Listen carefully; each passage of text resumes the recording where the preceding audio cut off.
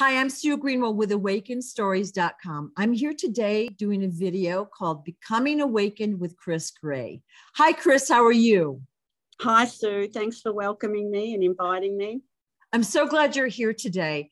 Chris and I have been chatting a little bit, and what I told her is my intention for these videos is to show a broad variety of different backgrounds, religious upbringing, childhood experiences, traumas, experiences, and just showing or, letting the viewer know that there is no one right way to become awakened. We've all had a great amount of variety in our experiences. And was just chatting with Chris. It's totally different than anything I would have guessed. So Chris, can you tell us a little bit about your childhood? And I know you're in Australia. So tell us a little bit about how you grew up, how your parents were, what your beliefs were, maybe what religion your family was, that sort of thing. Well, we were very Catholic. I always said my mum was the Catholic and my dad was the Christian. Not that my mum wasn't Christian, but she went to church basically nearly every day. My dad was sort of different to that. He went to the church, but he left when he was told in one mass how to vote. And he and a lot of men walked out. They had no right to say that and to vote Liberal, which we were in a new area and a lot of people didn't have a lot of money. So to vote for all the rich people that they were putting in just didn't make any sense to us. Right. But I was very young. I was told that by my cousin, and I knew that to be true because Dad never went back apart from weddings and funerals and things like that. Right. But we had a very, very busy family life. We had a very small house, but a massive backyard. We had 8 kids. 6. Mum lost a couple too. I don't know where we'd have put them because a 2-bedroom house, and Mum and Dad often had 2 babies in their room, and they made their way through my life in my room. I was the 3rd eldest, and there was only one other girl, and she was about 12 and a half years after me, my sister. So it was basically Mum and I sort of doing the housework, right, the babysitting, the cooking from a very, very young age, which is probably why kids are so important to me. My brothers were pretty lazy.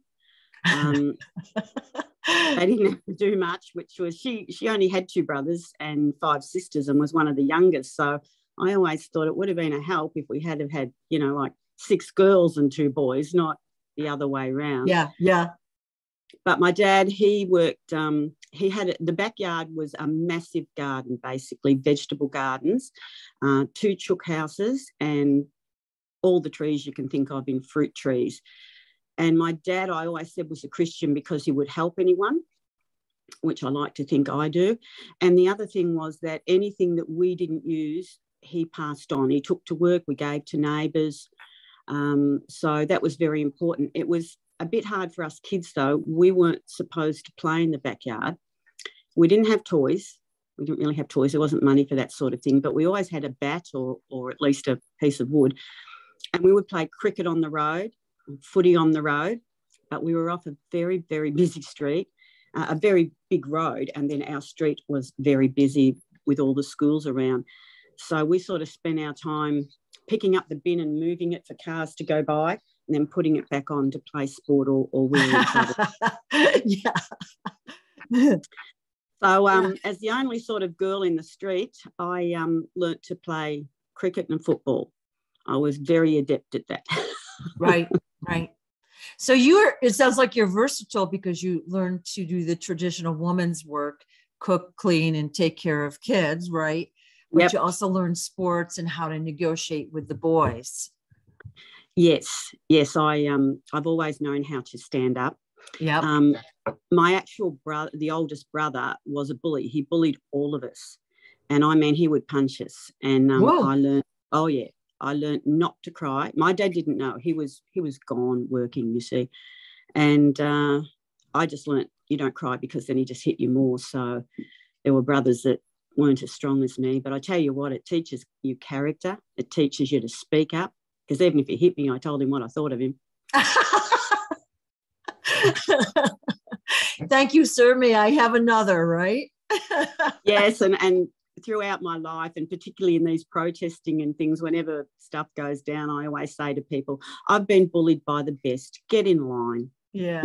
Yeah. Well, any crisis you do go through, no one wants a crisis or anything unpleasant. We want to have an easy, quick, smooth life. But anything like that does make you stronger. And so you're able to handle things in the future because of that experience. Yeah. Yes. Well, I wanted to leave home early because I thought I'd brought up the last 4 with Mum, and my dad was gone 13 hours a day, 6 days a week. He had a very important job in media, and I learned a lot from that. I also learned to speak up because my dad always did speak up about things he didn't think were right. And that was an important lesson for me. Like with Smarty, I talk a lot, but I also do listen.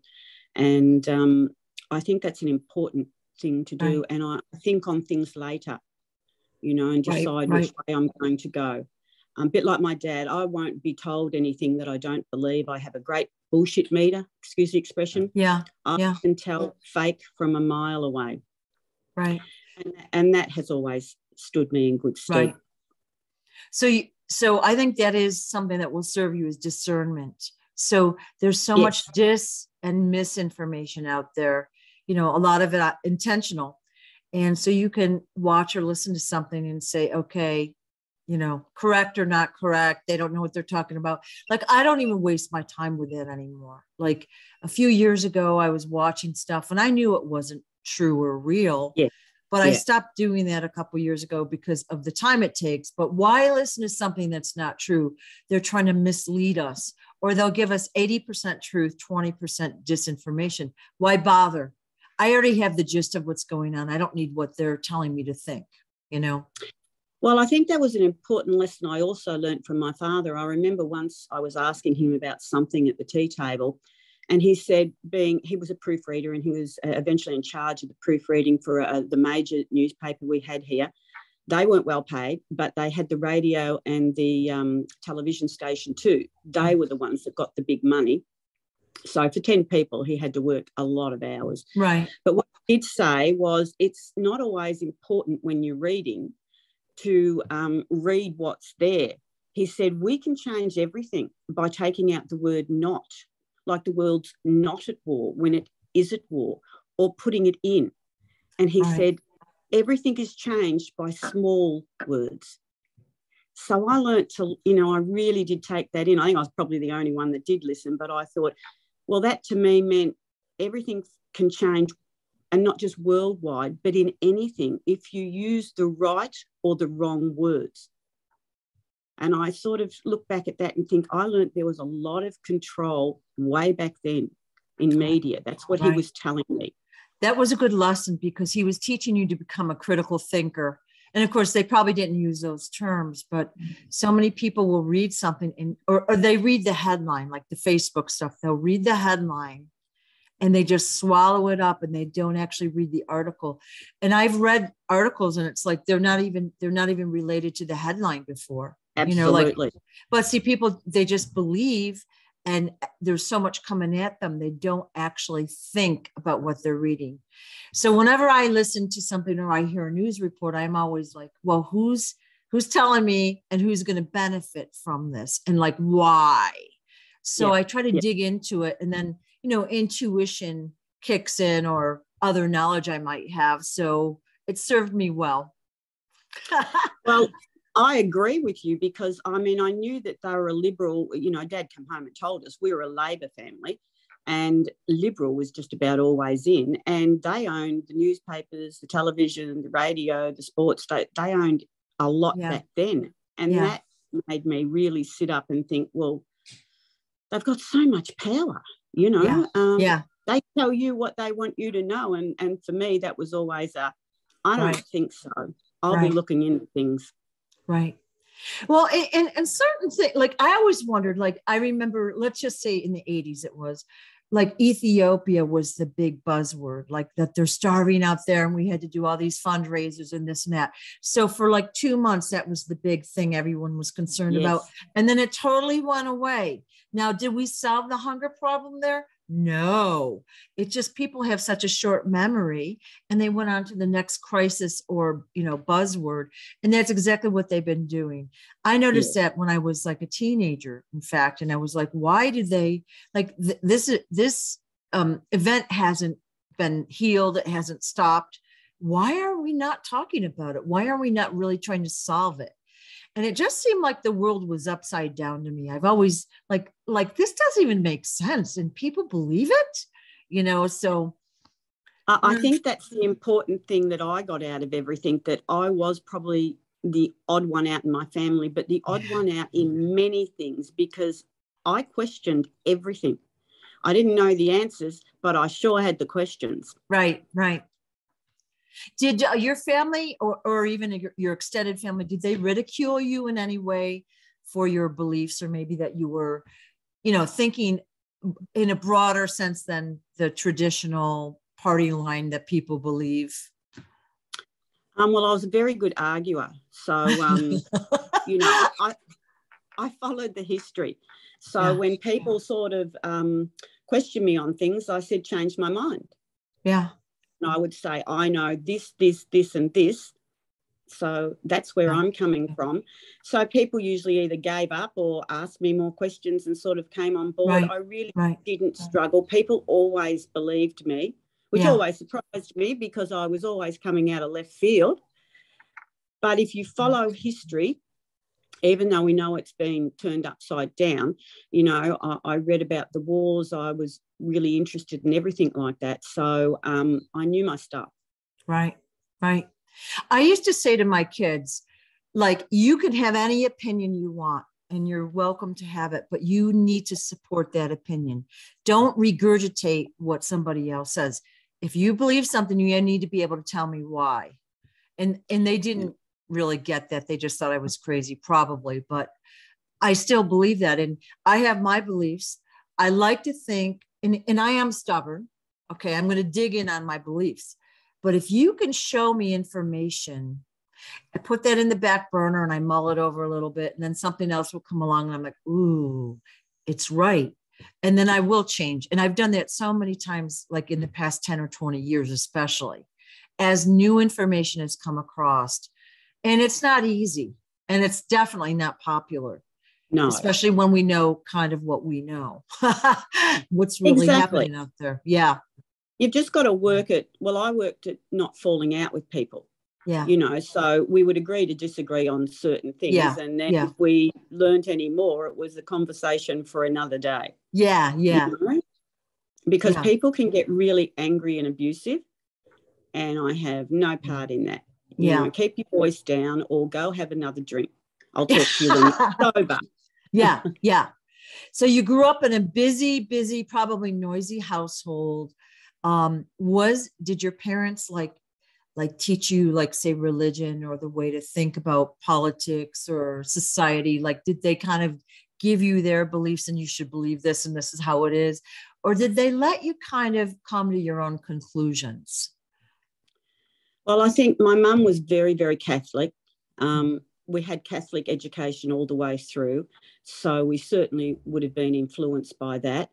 We lived basically around state school kids, and I never really understood. I got pushed over in a couple of things, and I never really understood why there was any bullying, because I loved my friends that were in a state school, and I didn't even really realise what the hell is a state school. We're a Catholic school. They're a state school. I didn't even really know there was anything else until years later when I went to a Methodist youth club. But I always felt that as long as people were good and nice, I wanted to be with them, and I really never cared any other way. So I think that was good, and I think my dad had a real presence with that, because he didn't believe... He certainly believed that he didn't care what colour skin you were or what religion you were. It was more important to my mum, the religion side, but she was still a very good person. And they worked so hard. with, you know, 10 people in a small house. I guess so. Yeah. And Dad wasn't there a lot. And I wish we had seen more of Dad. And he had a stroke at, I was only about 41, and I had to miss a term in year 11 to help Mum because we had a new baby and a 3-year-old. And his health was never really that great. So he had a heart attack just after our wedding, not to do with my wedding. And then he got cancer and he died pretty young. And that was another thing that started me down the looking into cancer, because I just knew kids were dying of it around not just our area, but sort of it was, you know, they were quoting 96% leukemia, you know, with childhood, this, that, and the other thing is cured. And with Dad getting cancer and nearly his entire family getting cancer, and that was becoming very, very common all around us, I started to look into that. And that's about 35 years ago that I was looking into cancer. And I have actually been able to cure some of my own and help other people. And it's all been through natural health things. So I went in a big way into cancer and natural healings. And also I followed who made the money and why. Bingo. And thus, that was a huge awakening for me. Right, right. And that's what helped me awaken other people. And the last 2 years, it's been incredible, the sheer volume of people that have woken up in Victoria, around Australia, New Zealand, and indeed the world. Right. Yeah, I've been watching the videos, and of course, you've been putting your own videos, but I'm seeing some of the massive crowds every weekend. And I'm glad, because Australia is so oppressed right now. I'm not there, but I don't even know how thank God you have Bob, okay? Because it would be so difficult to live like that and to be restricted like you are. Well, I said to Bob, if he hadn't come on board with everything and with Smarty and all that, but with when we were still doing the sort of the Q white hat stuff that I'd follow like everybody else. Yeah. And if he hadn't have been awake and I hadn't been able to wake him up, I said to him, you'd be living down one end of the house and I'd be living down the other. Right. It's stressful. Because that's the divide. That's the divide. Yeah. We have seen so many families fall apart. We're not seeing our own grandson, Caleb. We're not seeing some of our family, because they believe it was bad before, once COVID went down. But when we wouldn't jab and they knew that we were going to protests, yes. So there's a lot of people we're not speaking to. Yeah. But in saying that, we've found a whole tribe of wonderful people. And yeah, I do a lot of speaking at those sort of things. We do the chants, we do the walking. I've been looked after, though, by Daddy. Smarty and the Jedis have also helped with protection, weather and help. But I mean, I have been actually told by good police at least 5 or 6 times what way to go. I had my girlfriend say to me, don't believe him, one time. And I said, no, I just checked and we're fine. And this is what we've got to do. Yeah. But, you know, we've been shot with things. And our people have, you know, the pepper spray and, you know, but we know that Bob and I need to go, except when Daddy tells us not to, because we provide protection and healing. It's a great place to heal. Right.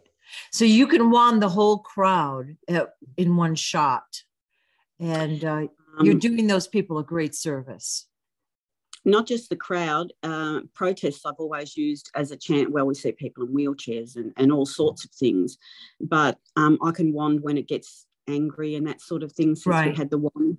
Right. But I also like to hit all the churches, the shops, the streets, I mean, the footpaths, the trains, the rail tracks, you know, all the people coming in. Right. Right. So it's a great opportunity. I see it as. It totally is. I tell my crystalline frequency generator, I carry it with me in my purse. I have it in a little bag because I've dropped it like 5 or 6 times. Okay. But I tell it to heal everybody to their original DNA within its radius. So I don't have to think about it. So I just carry that with me whenever I leave the house. If I'm going to a big crowd, especially, I'll take the wand, the metal wand, because I don't have a good, because I seem to drop everything, but I will wand everybody. And like where I live, I can wand them right out in the open and they don't think anything of it. In fact, many of them have asked me where I've gotten them. So that's been fun. And then like I went to a music festival a few weekends ago and there were vendors. I went and wanted them and all of their products. So they were selling, say, crystals or candles. When those go home with somebody, they'll have a higher vibration. Exactly. So just by doing those little things, we can make a big difference that ripples out within our areas. I take my metal wands to the marches. Yeah. I'm not using them. Sometimes I'll take the one that I can wear with that hangs there, but generally the metal wand for that reason, for protection, so it doesn't get broken. Particularly, people wouldn't believe we've had to run from police for about a year. We had you had to make it to the main area to where we were meeting, and because there's always infiltrators, whatever we put up wasn't where we were going to be. So it's been an incredible journey, and I think Bob and I were needed for this on both sides, in the Smarty and Source side. But once we were on with Smarty and Daddy, I also felt we were always protected. We would be looked after. Right. And I had to heal my girlfriend that was pepper sprayed, the cop, when she was pushed down, and he sprayed it into her eyes. And then he leaned over and did it a second time. So that spray went over she couldn't see. So they messaged me, because I wasn't actually with her at that time, which was Daddy protecting me, because it was the one and only time I didn't have my phone with me. When I grabbed my small bag for marching, for protesting, it fell out and I didn't realise. I'd put something else extra in, it had fallen out. So I wasn't at the front where I usually am. I was at the back looking for it, and all this went down. But then we got a phone call from a friend and we went and we were able to heal her. She could see again before we were even left. But she was on fire. She was freezing because it was winter, and we'd had all the milk poured all over her to diffuse the capsicum spray. The others were pretty burnt too. And I only got, after hugging her, after healing her, I only got a little bit on my eye, my mouth and that. And golly, it burns. It's terrible stuff. That can be pretty nasty. I went to a party where there was someone from, I think it was Denmark, and he turned 30. So they put a little container of pepper over his head. That's some sort of a tradition. And I was probably 10, 15 feet back, and just breathing pepper in, it was nasty. It was nasty. It's a terrible thing. Yeah.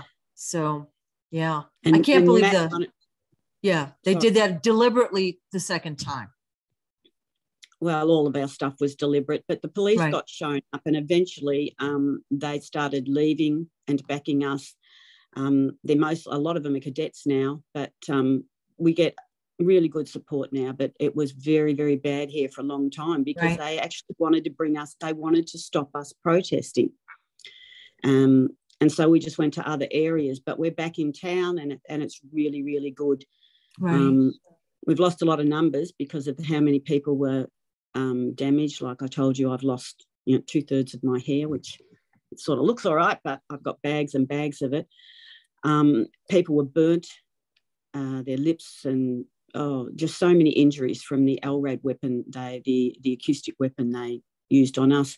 And what people probably don't realise when they're listening to us is that in Australia, we're not even allowed to carry a pocket knife. Right.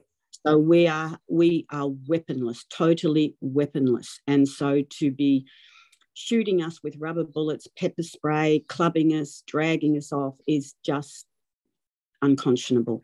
It's a numbers game. It's like that Ant movie where they're up against the grasshopper bullies.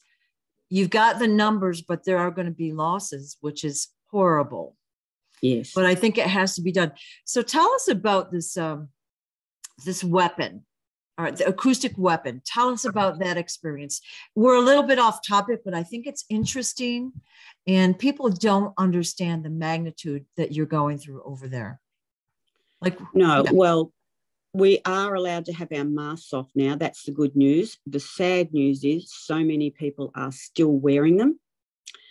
That just beggars belief. One of my things that has helped me from the word go is when anybody in the plaza or anywhere we've been sort of looked at me without a mask, I would say, if your mask works, I'm no problem for you. And then when the jabs came in, and again, you know, you had to prove you were jabbed or not. And of course we weren't. And I'd say the same thing. If your jab works, I'm still not a problem for you. Right. So it's amazing that you can wake people up with some fairly simple things and you don't have to tell them all the awful things we've been through. Right. But because on our television, all they see is when our people retaliate. And some of that is the Black Like Me stuff often starting. We know that to be true. But people are awake now. And what has happened is we've had a complete turnaround in that nurses, doctors, police, so many are joining us now. Right. Because they realise these people are unarmed. We have a right to protest. We always have.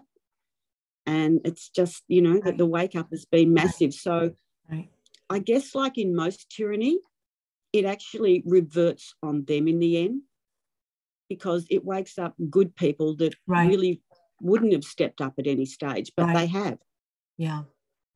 I mean, obviously you wouldn't be protesting unless you were oppressed in this area. You know, you were just going about your life, living the happy life. And then along comes the pandemic with all these rules that seem to change daily, you know, excuses of why you've got to do this or that. And then for you couldn't leave your house unless it was like, you couldn't go, what was it, 5 kilometers outside your house? That was the most you could do. And you had to be back by 7 o'clock. Yeah. It was just nonsense. Like, how does that even make sense? Really? They're just trying to like limit what you're doing and control, you know? Exactly. There's no logic there. Well, that's the thing that's really hard. There is no logic to any of this because our kids weren't wearing masks at first and babies. So you've got, you know, kids are little germ factories. They're the ones that usually get sick and spread it. And I used to say to people, so, okay, kids, you're all, you know, kids and people, you're all breathing the same air, whether you're in a shopping centre, a car, or, you know, in a house, you're all breathing the same air. Why aren't the kids dying? Why aren't the babies dying? Why aren't the police dying? The PCR testers, the nurses and the doctors? We're not hearing any deaths, you know, just people. So that's a big way. It's just convenient excuses and whatever. Yeah. Yeah. So we're kind of off on a huge tangent, but it's very interesting and I think helpful to people because a lot of people, like, they see what's on the TV. We're being censored. Like all the social media here pretty much is censored. The TV is just propaganda. And like I walked through the airport, well, let's just say it was a year ago. And, you know, I don't have a regular TV. And I was just horrified at the 24/7 propaganda I saw. And of course, I kind of was like eating or something. I'd have to listen to it. And people get brainwashed that way.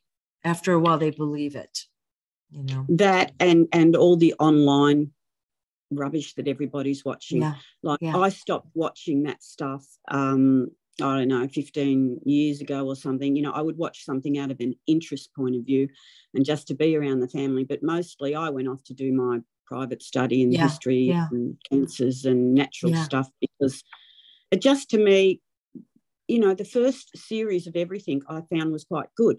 And then it would go evil and dark and be all about women being men, men being women, you know, men being together, women being together. It just, to me, was ruining families. You know, I just thought this isn't what young people should see. And I don't even really understand why anybody's watching this nonsense. Right. Well, because if you speak up against it, you're, you know, whatever, homophobic or whatever, you're not playing nice with what their agenda.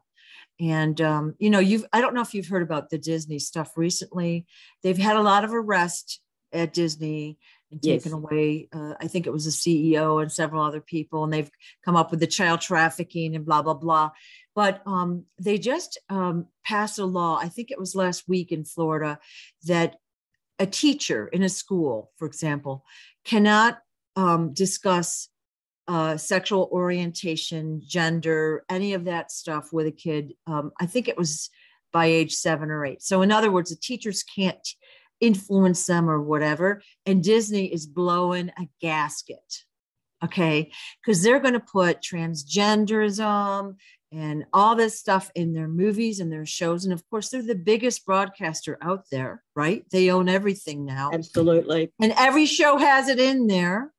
And it's not like the natural way I think most people live. And so they are like, Disney is having a fit. And I think it's awesome. And I hope that like all of what they've done comes to light and people find out what they're really about. Well, I think that we're mostly around awake people and we know that they've been using this against us all this time. Right. But a lot of teachers have joined us now. And that's quite interesting because they don't like what they're being told to teach our kids. Right.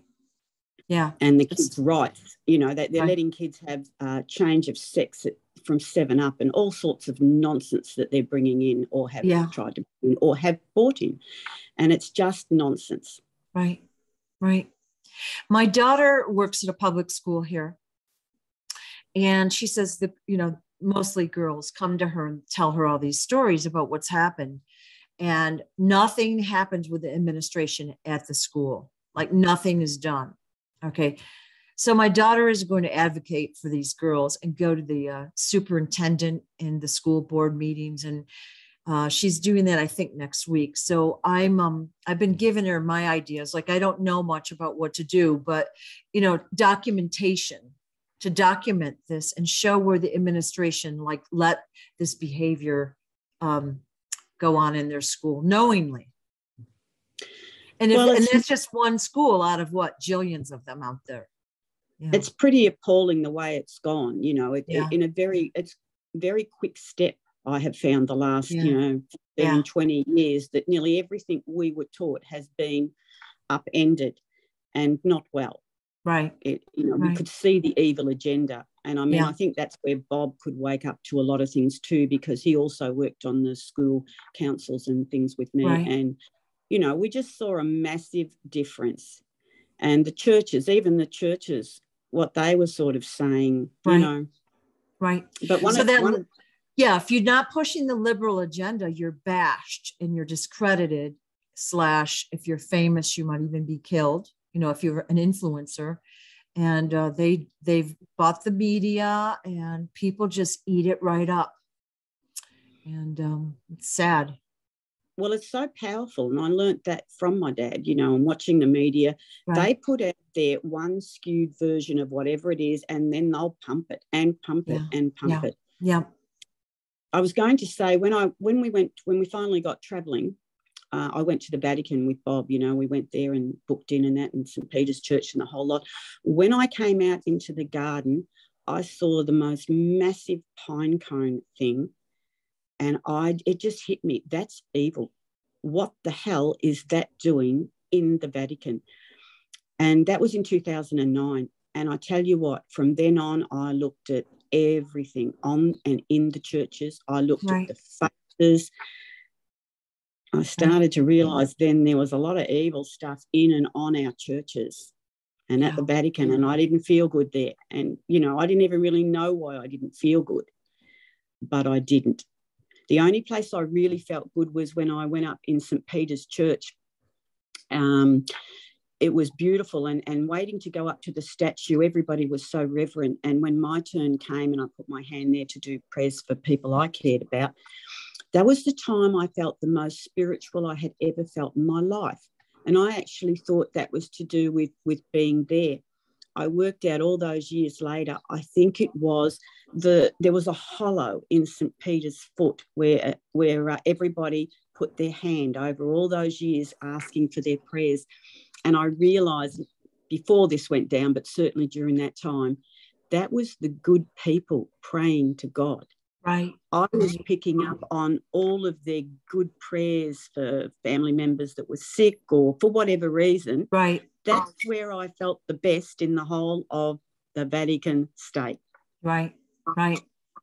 And people don't realize that the Vatican has what we see on the surface, and then we'll call it the dark Vatican, and all the Yep. stuff that they do underneath. And I saw footage maybe 3 years ago of, I don't know what they would be called, bishops or whatever.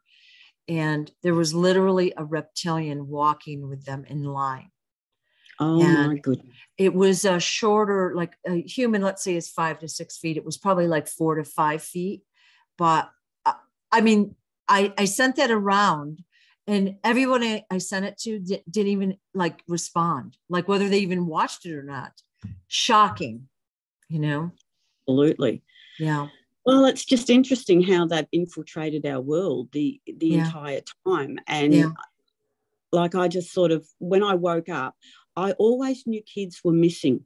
I always knew that kids went missing for everything, Right. you know, Katrina and everything worldwide, kids went missing. And I never really understood why or how. And like the kids that were sent out here from England, and that, we know terrible things have happened to them. Right. But when all of this went down, I had so many of my questions answered.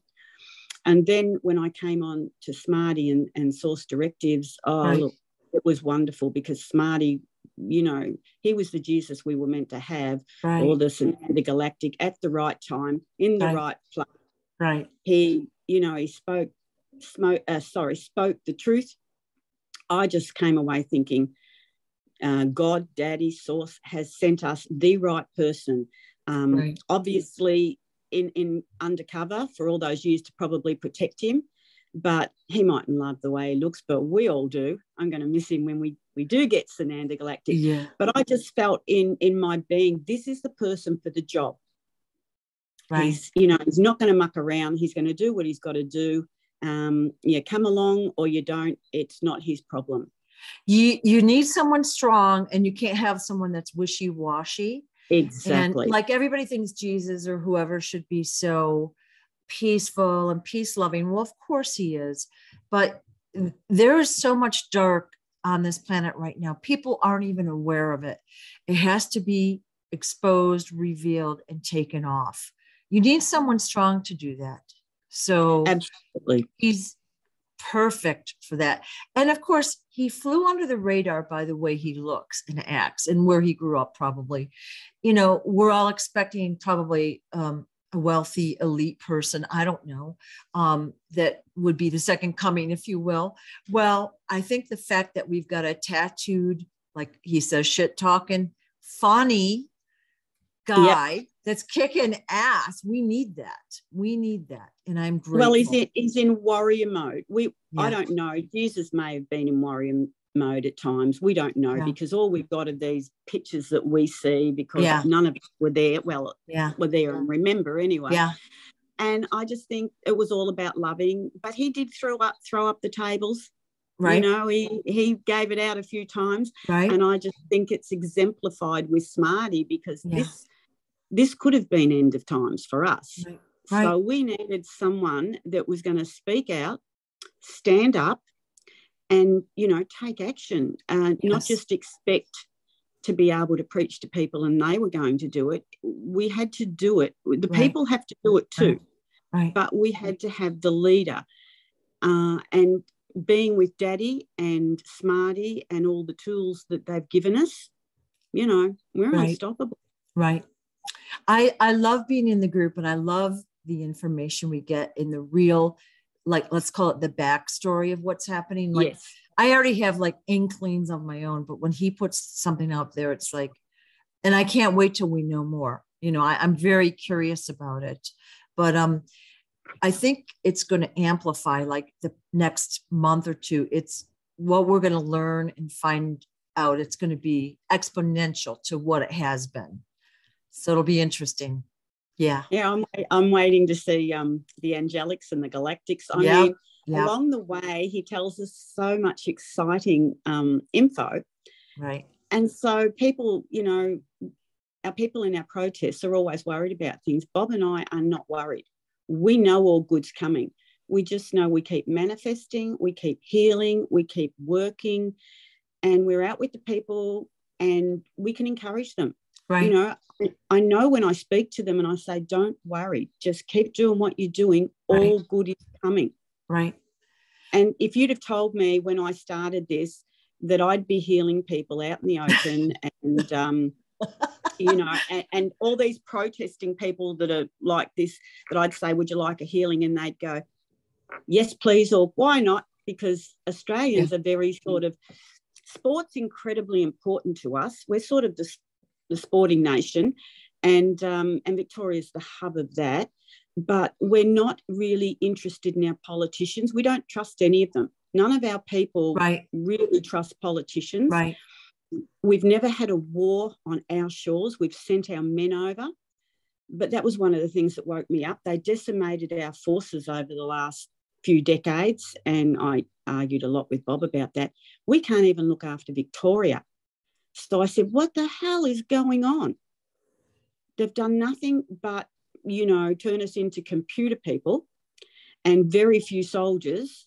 They sent everything north, our planes and everything like that. And Victoria and Sydney, we were the hub of that sort of thing in the first place, and the training ground. And I said to Bob, what? So the enemy's only going to come to where they know everything, what little we have is. Right. I just knew we were unprepared. Yeah. And so, you know, when Smarty turned up, I thought, thank God. Yeah. Yeah. I know. I think I am so grateful, and it seems so natural and organic to me.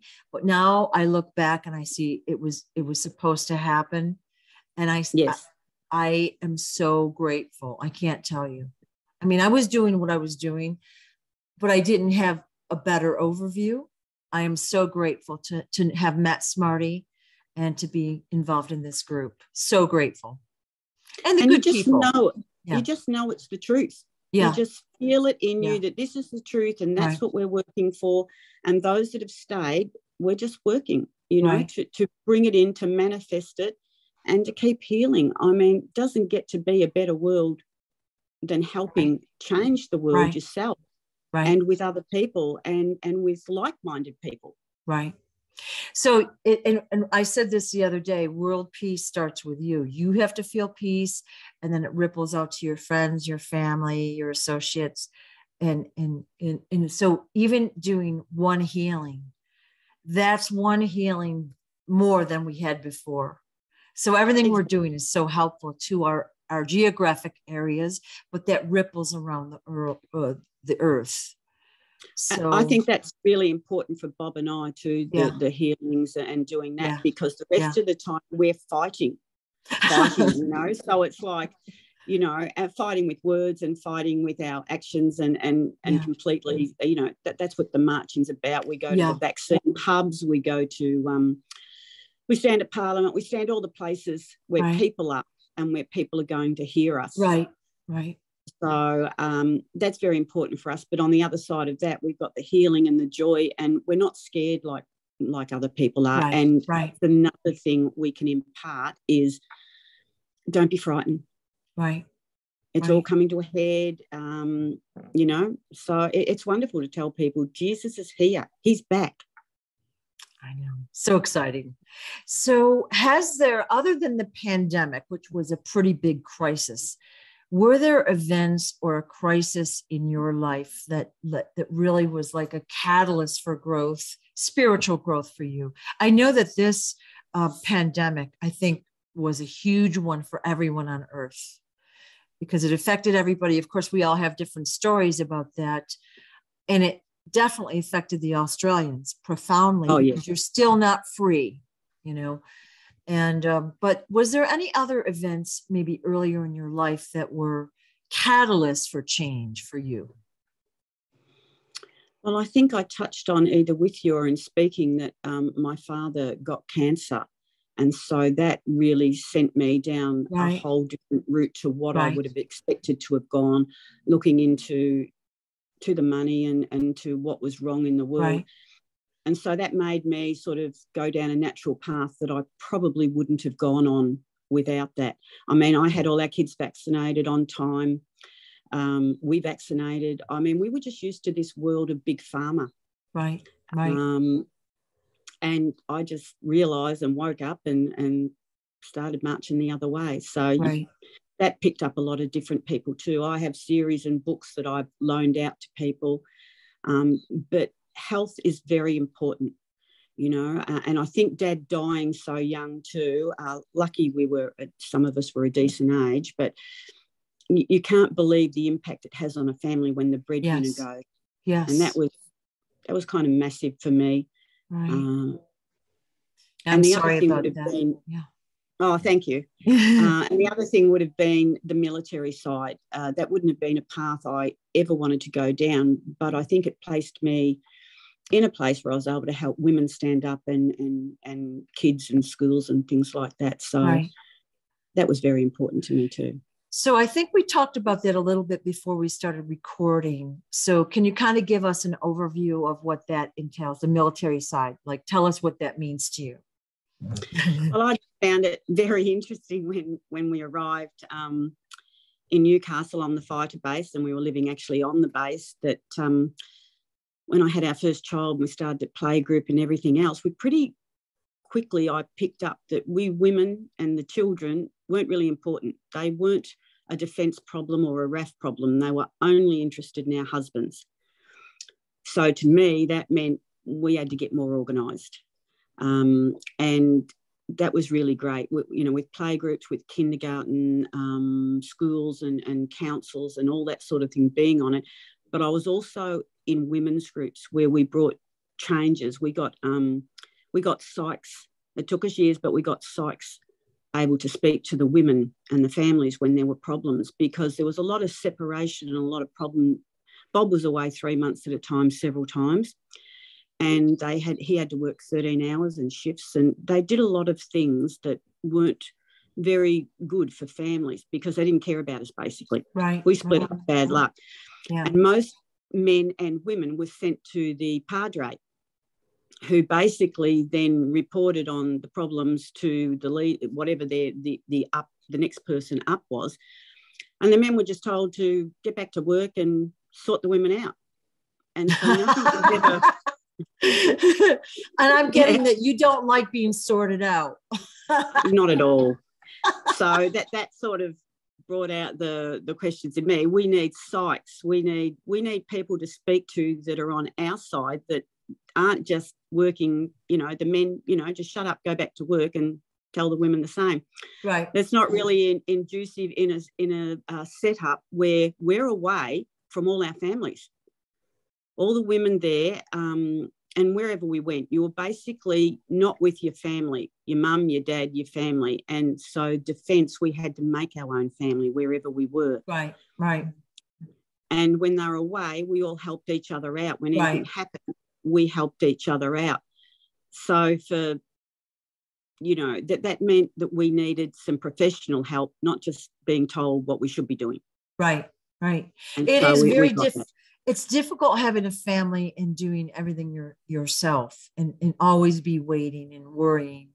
And so having that strong community is really important, and supporting each other was really important. Yes, it was. It really was, because if you want the family to work, everybody's got to work on it. Right.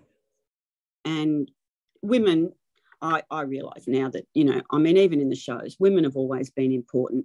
We had an important role, and it wasn't just in the family, because, you know, women were by then back in the workforce too. Mm-hmm. And that was becoming more and more common back in the workforce, you know, even if it was only part-time. So it meant that men had to step up a bit more and do, and I think a good thing to see fathers looking after the kids or having more input in schools and with their children's lives. Right, right. It is really incredible how important a father is to a child, all right, in their life. And I mean, they have 50% input in the child's development, attitudes, like skill sets and all that. And when the fathers are missing or, you know, always at work, it's a great loss. And again, I think that family dynamic has been broken up on purpose, especially in certain ethnic and racial groups. Let's just put it that way. The father is missing, the mother's struggling, there's no money, there's a lot of stress. Everything goes downhill fast, you know. Well, I agree. I watched that happen. I was home to bring up my kids, our kids, because we were just country. So there was no employment really for me until I finished with the kids, and then I went back into the workforce. Right. But I watched over all those years how they divided the families. They set, wife against husband, kids against parents. Right. It just, the divide that evil caused, I could just see it. And it was really, really, so prominent. And it was making women, it had gone the reverse, where women were now more important than the men. And that's not true either. Everyone has their role to play. And I think that was the massive divide. Right. And then, you add alcohol, you add all the drugs that were now around, and not being a drinker or a smoker or any of that kind of thing. I just thought they were all weaponized against us. So divide the family, divide everybody. Yeah. It's definitely been an agenda. And I got to say, it's been ingenious. Like, I hate to, it's devious, and it totally worked, didn't it? And probably the last 60 years, I mean, I think it's been a few hundred years that they've really been working on it. But in the past 60 years, we've seen it accelerate. Right. And now the past 10 years, and now what's happening now, it's crazy. And Absolutely. It is all designed to dissolve the family structure, the family core beliefs, and basically influence the kids a certain way. Well, I'm sure yes, I agree with you. And I'm sure it's happened worldwide. But in Australia, when we were growing up, and even later on, we were self-sustaining, yes. We manufactured nearly everything ourselves. We had great cattle, great sheep. We're a big country with not a massive population, but we did everything ourselves. And we just watched everything, just go overseas because it was cheaper everywhere else to make our clothing, to make our food, to make everything. And I looked into that, and that was happening sort of as a worldwide thing, just certain places, where the slavery was basically. Yeah, but exactly. That's bingo. That's exactly what happened here too. And really in the 80s and 90s, that's when it started, like all the jobs went overseas so they could make products cheaper. And of course, we know about the slave labor, right? And so shortage of jobs, and then, the price of everything goes up, and it's just a very ugly. The product isn't good. Yeah. It doesn't last. Right. Your warranty, I say to people, if it's got a 1-year warranty, it'll die just after that. I mean, I had a washing machine for about 20-something years. Can't tell you how many I've had in between with all the bells and whistles, but they don't last. And that, to me, was indicative of society. They don't want anything to last. Exactly. It's all made to be broken. And my mother had a washing machine and a dryer I wish would have broke. I wish it would have broken. And finally, we had to get on our knees with a match to light the dryer. It was a gas dryer. You had to go in and light a pilot light. And I hated doing that. I always thought I was going to blow it up or whatever, but that thing was solid, right? Then they got a new one, and they had trouble. Just about every product is made to be broken. It's disposable. It's just horrible. And of course, all they want us to do is buy more. But the other side of that is it's never as good as what you had. So you're not happy about that. It doesn't do what it says it would do. Right. Bob will give you a litany of lists of things that I don't like. Yeah. And simply it's, triple the price, doesn't do what I want. Right. And, all the whistles and buttons on the things now, we just had simple things and they worked. Right. I feel that they've distracted us in every single aspect of our lives, Totally. Yeah. I have a relatively new car, and it has a touch screen. So if you want to do volume up or down, you got to tap. Well, what about that little knob that was just volume or on off? That was so easy, rather tap. It's just a pain, It's also made people lazy. One of the things I didn't like, and I do use them too, but we used to have to get up to change the channel. We used to have to, get up to turn it, go and turn it on, go and turn it off. Right. I just saw all these things that you could do from sitting down weren't good for us. Right. I've always made Bob walk, which he enjoys now. Yeah. And I made our kids walk and ride because I just watched as people just sat down. Yeah. They might even play sport, but then they'd sit. We became a world of sitting people, sitting, watching, sitting, working. And I just felt that majorly impacted not just on your health, but your outlook. Right. Because when we walk around, even when we were locked down and we weren't allowed to sort of be out after 7 o'clock, we were meeting the same people on the walks. They're all masked. We weren't. We ended up talking to those people, patting their dogs. We got quite friendly, And it's just amazing when you get out there in the world walking or going to anything, as long as you're not just sitting down on a screen. I hate the screens. Very useful, very important in a lot of ways, but I hate the fact that the jobs have become just you on a computer screen. Right. Yeah, we become slaves to technology, and it's unfortunate. I was just thinking of that movie, WALL-E. I don't know if you've ever seen it. It's maybe, yeah, we did. Yep. Yeah, where they just like everything's disposable, the garbage takes over Earth, and people get so fat and lazy they can't actually walk. And it kind of is true, isn't it?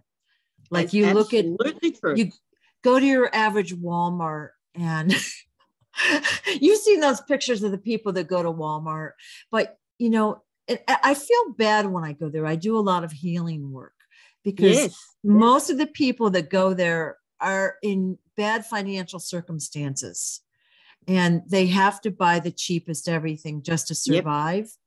So I go there and I do healing work.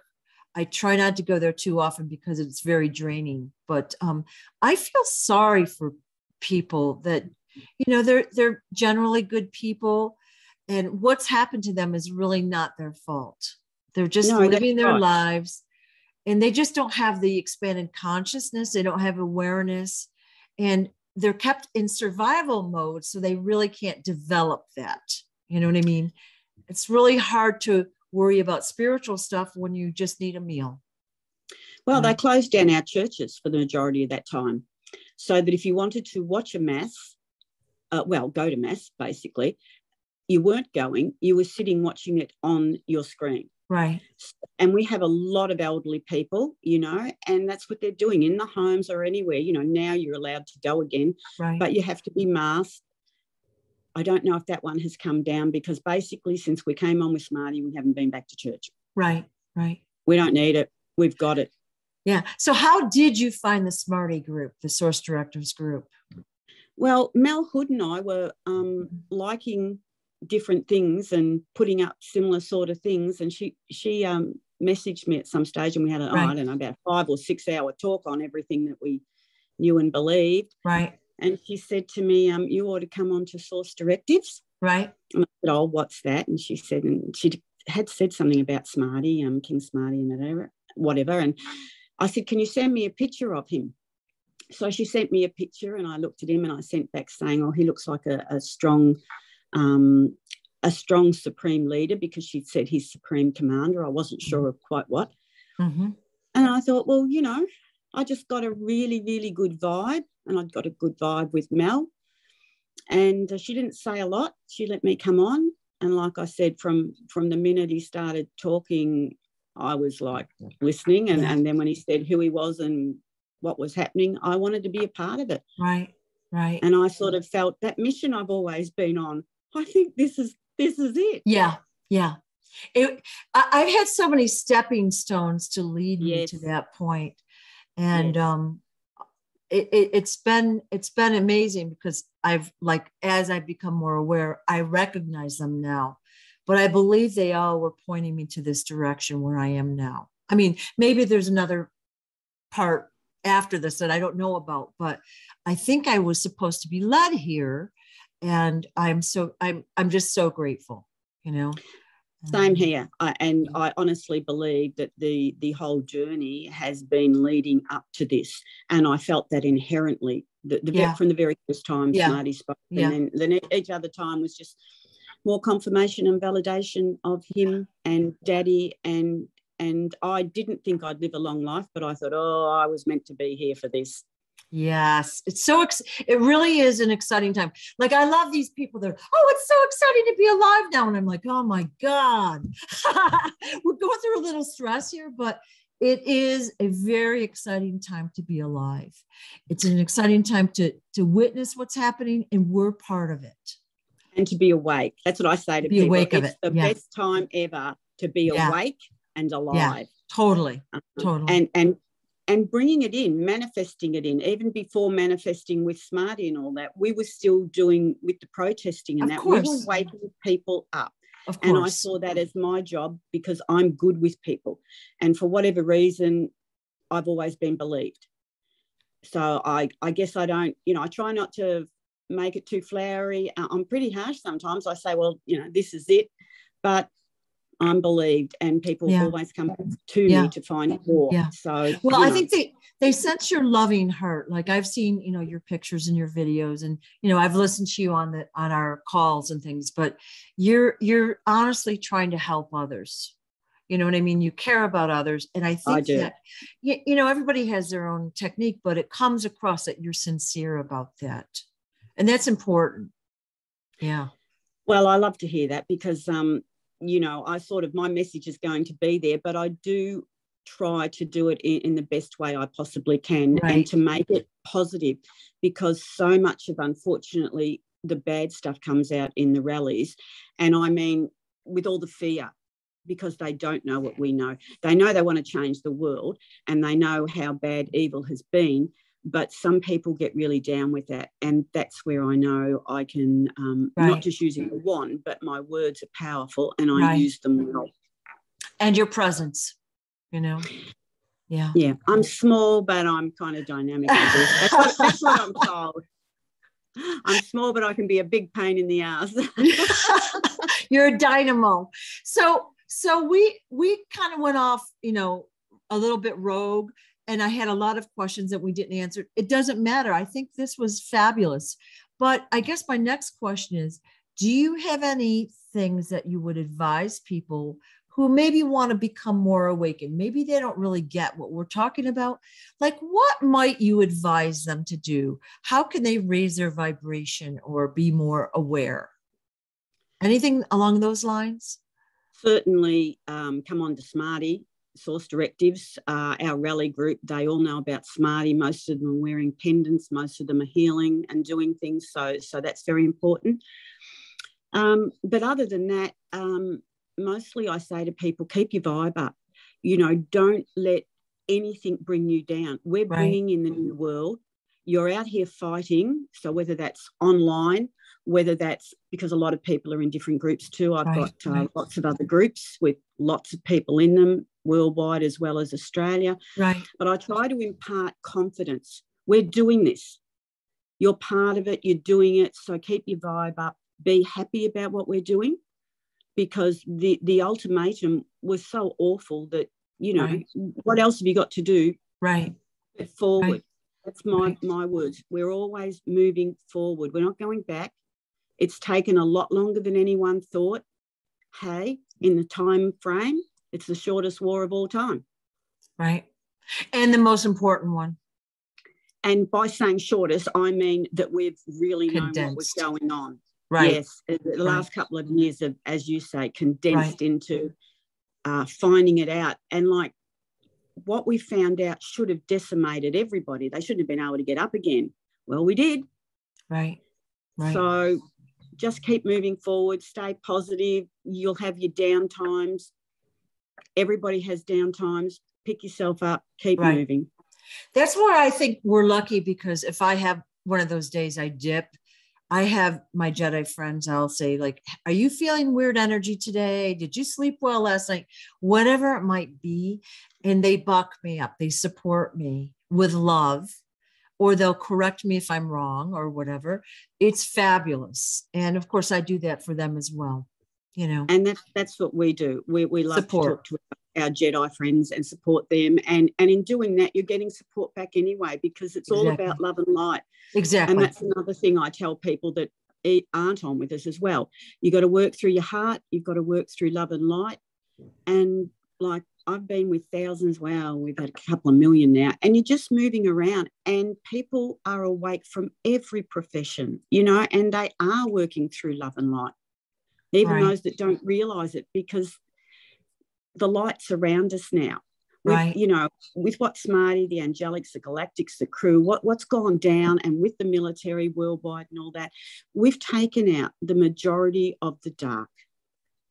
So it is a bright future for everybody, and that's what I would encourage them to seek, more light. Right. Agreed. It's very exciting. And one of the important things, is that you can't patch up with the families and the friends that are totally asleep. Right. You just have to move around them. A lot of people still worry about that. Although at this stage, most of the people I'm talking to, we aren't. We know wake up's going to be pretty awful for them, and it's coming pretty soon. But it's not our problem. Right. I talked about that last week with somebody. We're not supposed to wait and have every citizen come with us, if you will. We do as much as we can, as fast and as simultaneous as we can, but we have to go forward. Exactly. It's that now. Forward movement. Yeah. And we want everyone to be with us, but we have to do what we do. And they have a choice as well. You know, the information is out there. They just have to want, like a lot of people, like I'll say something to somebody and they literally won't even ask what I'm talking about. They don't want to know. They don't want to, because it's scary. And also then they might have to do research or whatever and change their whole belief system. They don't want to know. That's hard work. I think you've hit the nail on the head. Yeah. There are so many people out there asking questions, but they don't want the answers. Yeah. And it's not easy. When you find out some of the stuff that's happening now, like I did a lot of crying. I mean, I went to bed like crying, and I'd see videos and all, like a lot of that's, you know, not easy to get anymore.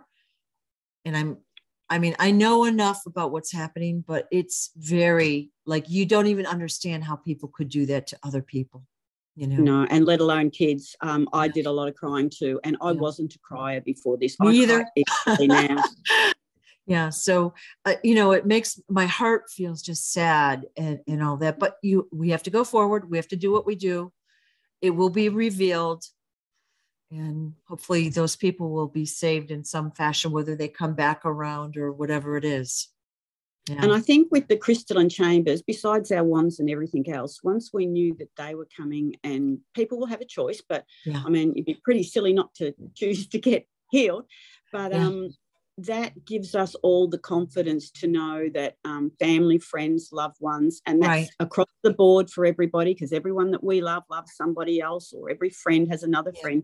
So across the board, all around the world, we will be healing all this. So exciting. So there's nothing that keeps me more excited than that. Right. So we're going to fix this world. And I always say one person at a time if it has to be. Yeah. But that, of course, is just sort of not true. We want it to be billions at a time. Yes. Yeah. Yes. But, you know, we are affecting people. Like when you go to these protests, you're physically there, your charm is there, your wand is there, your intentions are there. You are helping so many people in ways you don't even know, just lifting the vibration of that crowd a little bit more.